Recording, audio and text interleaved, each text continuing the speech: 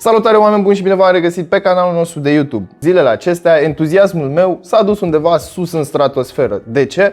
Pentru că am în față Huawei Mate XS. Și ca pasionat de tehnologie și bineînțeles ca persoană care a crescut odată cu ea, pentru că atunci când eram eu micuț, nu existau telefoane cu touchscreen, exista doar radio și televizor și MP3 playere de 128 de mega. Ceva de genul acesta. Țin minte că îi duceam lui taică-mi telefonul cu două mâini ca să nu cumva să scap pe jos și să se facă praf. Pentru mine era mai important să nu se spargă telefonul decât dacă m-ar fi pedepsit în ideea în care l-aș fi scăpat. Mergem mai departe către 2020 și uite că am în față un telefon cu un ecran care se pliază. Nu m-aș fi gândit vreodată că o să pun mâna pe așa ceva, nu m-aș fi gândit acum 2 ani de zile că o să existe telefoane care să se plieze și așa mai departe. Nu o să am termen de comparație pentru că Fold-ul nu a ajuns la mine, dar Huawei Mate XS este aici. Hai să vedem despre ce este vorba. Înainte de a deschide cutia, trebuie să vă anunț că acesta nu este modelul retail. Deci ce se găsește în cutia aceasta sau nu se găsește în cutia aceasta poate să facă parte sau să nu facă parte din modelul de pe piață. Apropo, nu avem Play Store. Deci trebuie să ne scărpinăm puțin așa ca să vedem cum îl facem să meargă. Dar înainte de toate, nu uita să te abonezi și să activezi notificările, iar mai apoi intră pe cel.ro/giveaway pentru a te înscrie în concurs. Înainte de a trece la treburile noastre, colegii noștri de la programare au nevoie de ajutor. Așa că dacă tu te pricepi la programare sau ai un prieten care se pricepe la programare, dă și tu click și sau share la linkul din descriere și poate cine știe, o să fim colegi, mă rog. Cu ei o să fii colegi și cu mine o să fii colegi. În zona aia, hai să ne uităm puțin și asupra cutiei. Este o cutie neagră, foarte calitativă, este un carton tare. Avem modelul de 512 GB ROM, 8 GB RAM, culoarea se numește Interstellar Blue, este dual SIM și, după cum am spus și mai devreme, este o versiune de teste, nu este o versiune de vânzare. Hai să-i dăm capacul la o parte, să vedem ce găsim înăuntru. În primă instanță avem telefonul. Bine, el probabil inițial venea și cu o folie de protecție, dar acesta nu a venit pentru că a mai fost la diverse persoane. Și uitați-vă cum sunt accesoriile puse. Mă simt ca la un joc din acela de trebuie să pui forma în gaura respectivă. Ok, aici ce avem? Aici trebuia să fie încărcătorul, dar nu este încărcătorul, deci nu știu ce încărcător are acest telefon, nu știu cu ce vine stock. Ce avem aici? O pereche de căști, ia să vedem ce căști avem. O pereche de căști standard. Sunt căștile de la Huawei, cele care sună foarte bine și au mufă USB tip C, pentru că modelul acesta nu are jack. Așa, bun, hai să lăsăm deoparte. Iar aici probabil este papetăria și SIM ejector tool, papetărie care lipsește în acest caz. Ok, iar aici în final avem un cablu USB tip C la USB tip C. Deci încărcătorul care vine în stock cu siguranță va avea și el USB tip C. Ei bine, acum hai să ne îndreptăm atenția către telefon. Ce e telefon, e tabletă, e hibrid, e foldable phone, asta este foldable phone, un concept care s-a născut anul trecut și bineînțeles se visează la el de ceva vreme încoace. Hai să începem prin faptul că este un magnet de amprente. Ei bine, pentru că display-ul este acoperit cu plastic ca să poată facilita, ei bine, mișcarea aceasta. Dar mai multe despre aspectul acesta după ce vorbim despre materialele de construcție. În primul rând avem așa, aluminiu pe ramă și este o ramă extraordinar de subțire.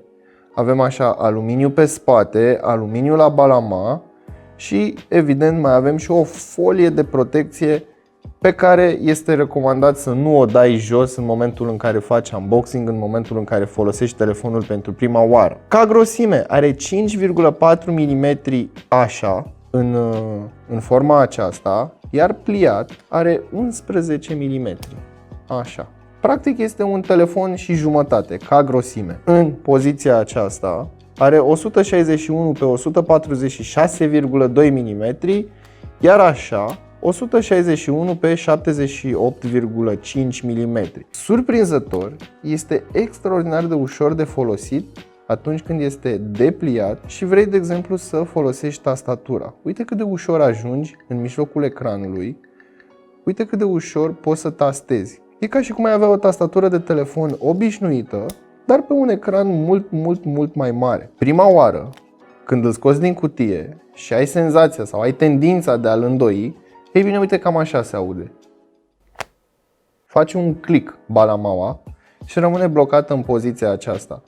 Pentru că e un ecran care se îndoaie și o balama de aluminiu cu o inginerie destul de nebunească în spate, ai impresia că ți se va rupe telefonul, ai impresia că l-ai spart, dar nu este adevărat și cumva te vei obișnui și cu sunetul, dar și cu forța destul de mare pe care trebuie să o aplici până în momentul în care balamaua este pliată la maximum, iar aici, în partea din spate, avem o siguranță și un buton care va face click atunci când îl închizi până la capăt. Nu îl băga în apă, pentru că acest telefon nu este rezistent sub nicio formă la apă, nici măcar la picături. Uite-te câte componente deschise are. Una dintre ele este fix aici la balama. Avem aici în partea de sus și aici în partea de jos. Mai departe, pe spate, avem o balama foarte interesantă care permite ecranului să se curbeze, să nu se curbeze și să facă crestătură și să păstreze așa o buclă continuă.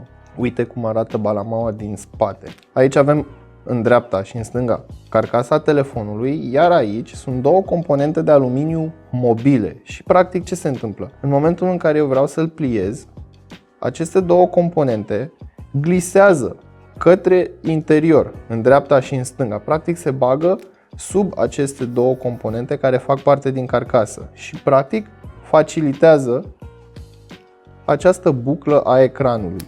Foarte interesant designul. Nu este neapărat cea mai bună soluție, dar totuși este o tehnologie care este la început de drum. Hai să vorbim și despre ceea ce nu trebuie să faci. Și în momentul în care vei face prima oară setup-ul, îți va apărea acest mesaj. Important.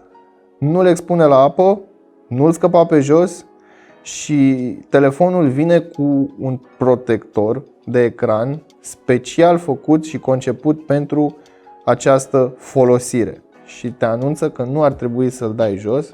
Și dacă v-ați uitat pe internet, și cu siguranță v-ați uitat pe internet, multă lume care a luat Galaxy Fold pentru prima oară a rupt acea folie, a dat-o jos și au stricat telefonul. Ultimul avertisment este în legătură cu temperatura de utilizare. Îți spune că nu ar trebui să-l pliezi și să-l depliezi la o temperatură mai mică de minus 5 grade Celsius. Evident, acest lucru este cât se poate de normal. De ce? Pentru că materialele la cald se dilată și la frig se contractă. Și în momentul în care ecranul ajunge la o temperatură mai mică de minus 5 grade, ajunge la un nivel de contracție foarte mare și atunci când vrei să-l depliezi și să pui presiune pe el, se poate sparge sau se poate rupe. Cam asta ar fi de spus despre construcția telefonului. Hai să vedem și alte aspecte, cum ar fi senzorul de amprentă. Este aici pe partea din dreapta, alături de butoanele de volum plus și minus. Iar senzorul acesta este extraordinar de rapid. Uite cam așa de rapid e. Poftim. Și în comparație am un S10e 1, 2, 3.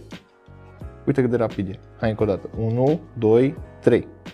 Poftim. Și nici măcar nu trebuie să-l apăs pe niciunul dintre ele. Am pus degetul mare și degetul arătător. Prima oară, când folosești telefonul ca pe un smartphone normal, îl vei debloca cu degetul mare. După care, să spunem că îl folosești în modul acesta, tabletă sau în modul depliat, este blocat, e cumva peste mână să te duci așa mereu. Cum îl ții, bam, degetul arătător și gata. Iar la mâna stângă, dacă ții telefonul în această poziție, poți foarte ușor să ajungi aici la butonul de power și bineînțeles la cele două butoane de volum. Hai să-l desfacem și să ne uităm în partea de sus a telefonului, să-i spunem partea de sus. De la stânga la dreapta avem sertarul Dual SIM cu suport Nano Memory. Este memoria proprietară a celor de la Huawei și nu este compatibilă cu un card microSD. În orice caz, suportă până la 256 de GB și folosește slotul pentru SIM-ul secundar. Deci nu poți folosi două SIM-uri și un nano memory în același timp. Mai departe avem un blaster infraroșu, balamaua. Aici în stânga și în dreapta balamalei avem două benzi GSM, iar în partea din dreapta de tot avem microfon. La baza telefonului, din nou, de la stânga la dreapta, avem bandă GSM, gaura pentru difuzor, pentru că este unul aici, dar și difuzorul pentru apeluri este folosit pentru a crea un sunet stereo.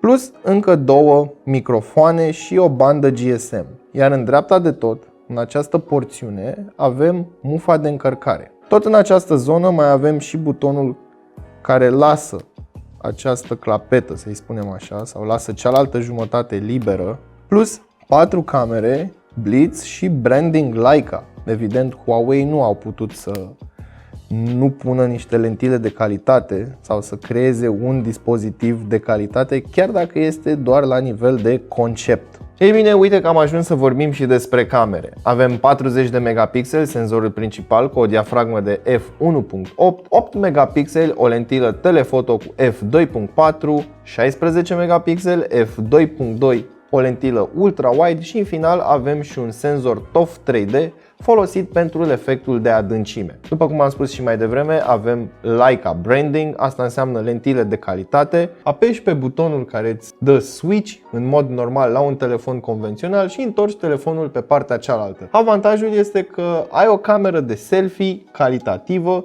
și nu mai trebuie să stai să-ți bați capul că nu ai unghiul mare, că nu ai autofocus și așa mai departe. Cât timp telefonul este pliat, nu este diferit față de un telefon obișnuit. Adică avem meniuri, swipe-uri, bara de status bar și așa mai departe. Totul se schimbă în momentul în care îl depliezi.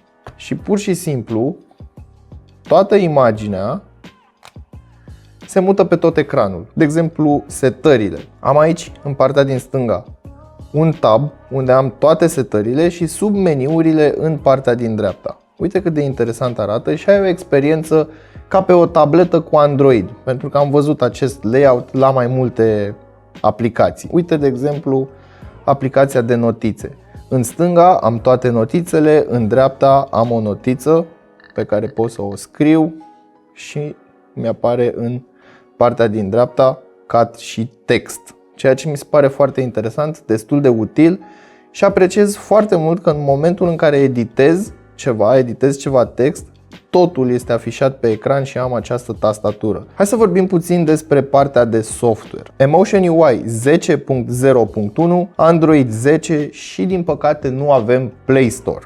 Da, deci nu ne putem conecta la serviciile Google și așa mai departe. Am intrat pe App Gallery și am găsit câteva aplicații pe care le putem găsi și pe Play Store, printre care Office de la Microsoft, Opera, Vivaldi, două browsere și Asphalt 9. Hai să începem cu Vivaldi. Iar aici apreciez extraordinar de mult faptul că am un layout tip desktop. În momentul acesta este versiunea desktop afișată și în cazul în care browserul nu vrea să afișeze, bifăm această căsuță cu desktop site. Acum, hai să vorbim și despre partea de productivitate. Am descărcat aplicația de Office, care include PowerPoint, dacă nu mă înșel, documentele și spreadsheets.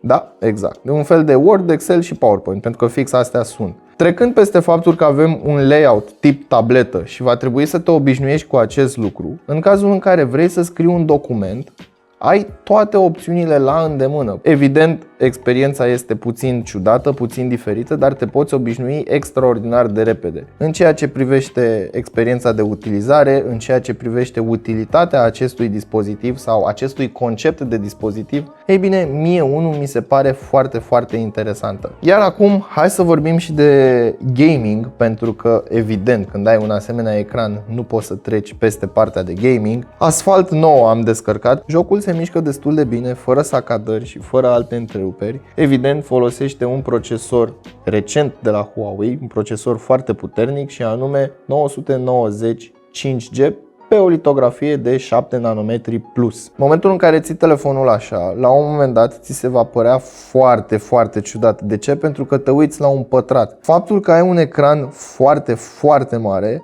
practic nu-ți permite neapărat să ai mai mult conținut pe laterale, dar ai o vedere mai mare de ansamblu asupra mediului din joc și îmi place foarte mult acest lucru. Experiența de gameplay este una unică, cel puțin pentru mine, pentru că chiar dacă se aseamănă cu o tabletă, pot oricând să fac acest lucru.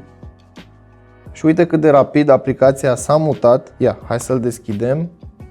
Ia uite, rapid, instant, nu am absolut nicio problemă. Chiar dacă seamănă cu o tabletă sau ai impresia că este o tabletă, cumva, fiind foarte subțire acest telefon, este confortabil de ținut în mână, inclusiv când vine vorba de gameplay. Și este ceva nou, este ceva inedit, pentru că am un ecran mare, după ce m-am jucat, l-am pliat, l-am băgat în buzunar și cu asta basta. Cam asta ar fi de spus despre Huawei Mate XS.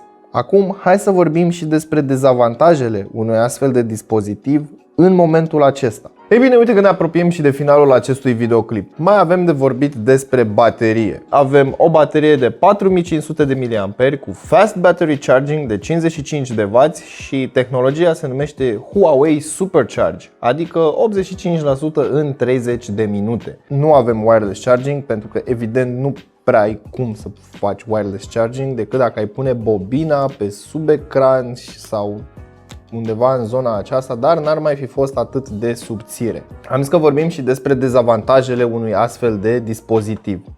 Fiind o tehnologie la început de drum, îți dai seama că nu este neapărat finisată, ci mai degrabă nu este neapărat gata către utilizarea de zi cu zi. Și de ce spun acest lucru?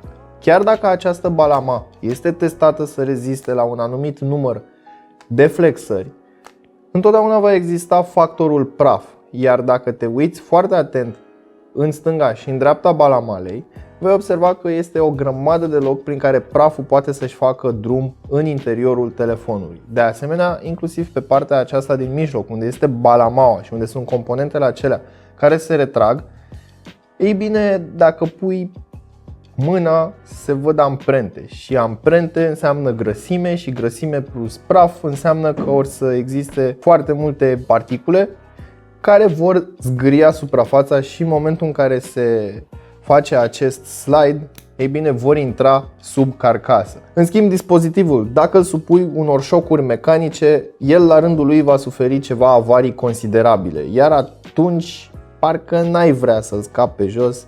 Plus există și factorul prin care poți să-l zgârii inclusiv în buzunar, pentru că ai praf, nu poți neapărat să controlezi acest aspect, îl lași pe masă și pur și simplu dacă ai făcut așa puțin, iar pe masă sunt particule de praf, deja s-a zgâriat ecranul. Și pentru că tot vorbeam de scăpat telefonul pe jos, modelul acesta, sau cel puțin aparatul pe care l-am în față, a venit cu un fel de bumper, să-i spunem așa, care îți protejează marginile și are o bucată de cauciuc care se suprapune peste această balama și se montează ceva de genul acesta. Iei telefonul, îl pui aici în partea din stânga până când intră lejer, îl apeși și pui și partea din dreapta. În momentul în care îl pui așa pe masă, ridică puțin dispozitivul și ecranul nu atinge suprafața. Dar nu cred că este neapărat o soluție de protecție pe termen lung și nu cred nici că este o soluție de protecție foarte, foarte bună. De ce? Pentru că aici balamaua este descoperită, dar cel puțin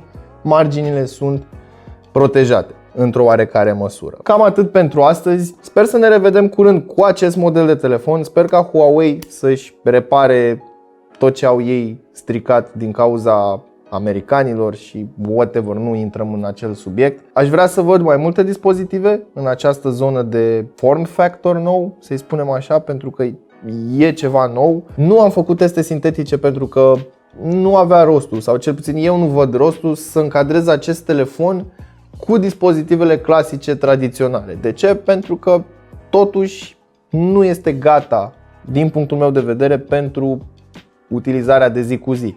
Cu toate acestea, este un procesor foarte performant, iar device-ul la rândul lui reușește să ruleze toate programele, toate jocurile și practic orice task arunci în el. Până data viitoare știți ce aveți de făcut, nu uitați să vă dați cu părerea despre acest dispozitiv în secțiunea de comentarii de mai jos, verificați descrierea pentru linkuri utile și prețuri actualizate și stați, pentru că pe țeavă este una bucată Samsung Galaxy S20 Cloud Blue și l-am testat și pe acesta. E un telefon surprinzător de bun și surprinzător de banal.